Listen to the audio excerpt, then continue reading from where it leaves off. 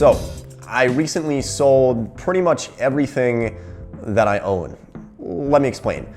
Last month, I moved to the city of Philadelphia with the intentions of simplifying my life. I found that as I moved from apartment to apartment in the past few years, that I started to really acquire a lot of stuff. And there's really no other way to put it than just stuff. Multiple blenders, slap chops, Christmas gifts that I got from my uncle 4 years ago, and a number of those as seen on TV items that are supposed to simplify your life. But I found that as I moved around and moved into these new places, that having more stuff didn't necessarily make my life any better. And I noticed that in America especially, we're so materialistic, where we just keep acquiring things. We're one of the only places in the world where we have so much stuff to the point where we have to go and rent storage units somewhere else to store our great uncle's couch from the 1930s that we'll probably never use. So I found that overall, as I started to get more stuff, my quality of life actually started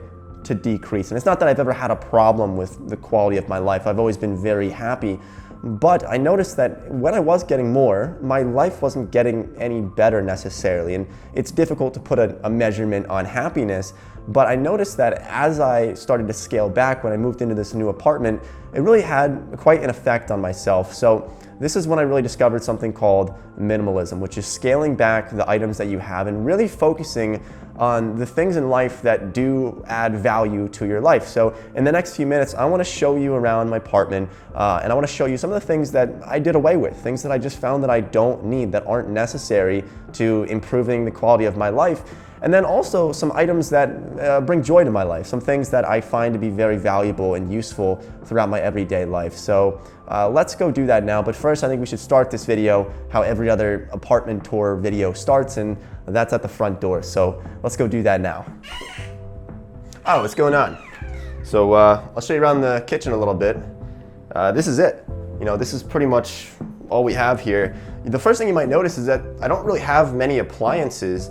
And there's a reason for it. You know, I noticed that people in their lives, they'll have on their kitchen counter, they'll have a toaster, they'll have a microwave, they'll have an oven, they'll have all these different sources of heating something. And I realized that all you really need is just a stove. So this is a gas stove, it's pretty nice, but you know, if I want to heat something up, I just use the stove. I don't need a microwave. I don't need to use a toaster to make toast. I just use a pan, and it really just works out pretty well. At some point next week, we'll make a video about how I end up eating, $30 to $40 of food per week. I'm pretty cost effective when it comes to making food. I make all of my food at home in this kitchen, and one of the best things about it is that I keep the counter very clear. So I don't like having so many different things on there, and it kind of stresses me out in a way where I've been in apartments in the past where there's 6 people and 3 bedrooms, and the kitchen counter is absolutely destroyed. There's like raw chicken everywhere. It's absolutely disgusting. So I like to keep it very simple, very clear, but you'll notice that, okay, I do have a couple of things here, like this blender, for example, but that's because I use it every single day. So this is something that I can't go without. But then there's other items like, say, a coffee pot that I don't really have any use for. Now, maybe that's just me being lazy, I'm not quite sure, but usually when I make coffee, I just put some coffee grounds into the cup and drink it like that. You just wait for the coffee grounds to settle. I don't know, does that make me weird? I'm not sure. It might a little bit, but I don't know. That's what I do. All right, so let me show you the living room here. You'll notice that it's pretty simple. And I found that there's a lot of things that I just don't really need, but there's also things that I'm willing to spend less money on, and then other items that I'll pay more money for. So for example, this couch right here, as far as couches go, it's relatively inexpensive. This is about $400 for this couch, which if you've ever bought sofas in the past you'll know that that's pretty cheap. You can pay $1,000, $2,000 for a sofa, but honestly, it doesn't really make much of a difference to me. I think it's pretty comfortable, and I'm not very picky about it. Maybe that's just because I'm 21 years old and just out of college. I don't really care too much, but I'm pretty satisfied with this purchase, and hopefully I'll have it for the next couple of years.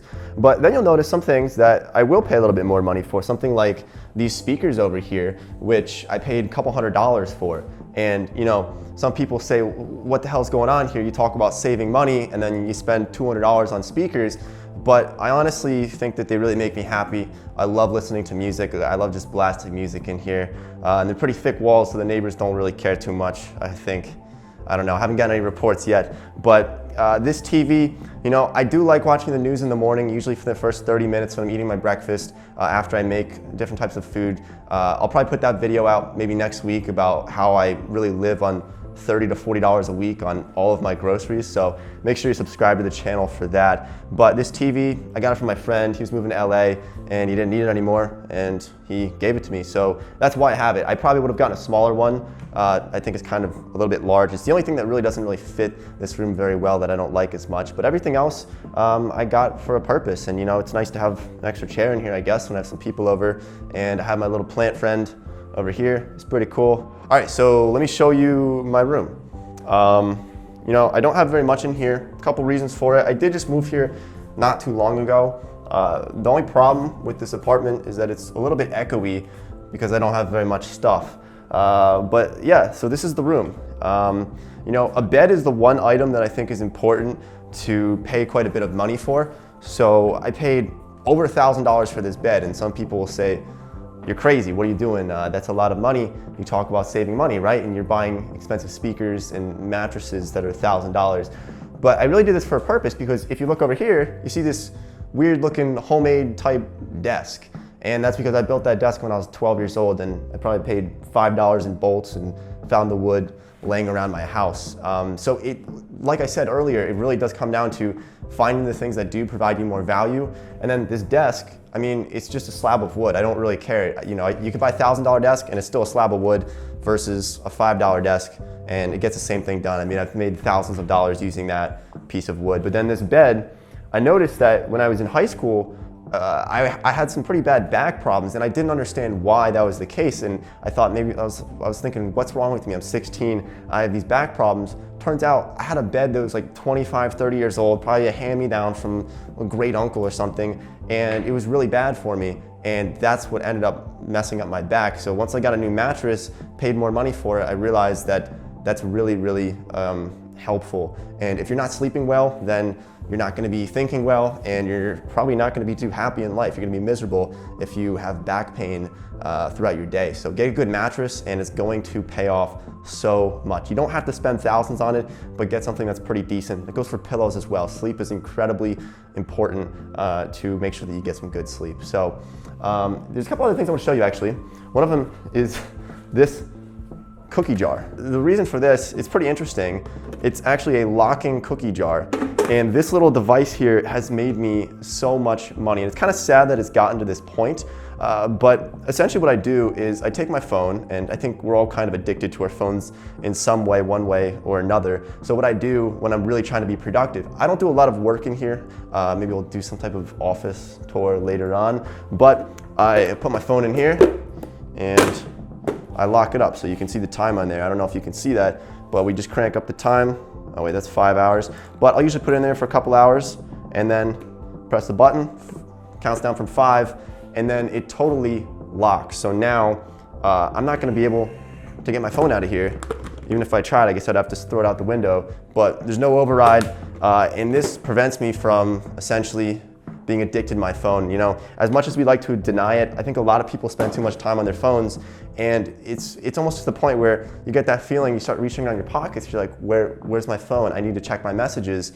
Maybe that's because I'm Generation Z. I don't think I'm a millennial. I was born in '98. I don't know what that makes me, but yeah, so that little cookie jar device really does help me a lot in terms of productivity in my life. And that's what I'm really about, just optimizing things in my life. Now, before we actually started filming this video, I did have papers all over the wall. I put a lot of my goals, I write them down, sticky notes everywhere. You know, some people like paintings in their room, but I like to just kind of throw my ideas up on the wall with papers. But I took those down, you know, it's kind of personal, so I don't really want to go over that entirely. But yeah, so this is my room. Let's go back to the couch just to kind of summarize some things.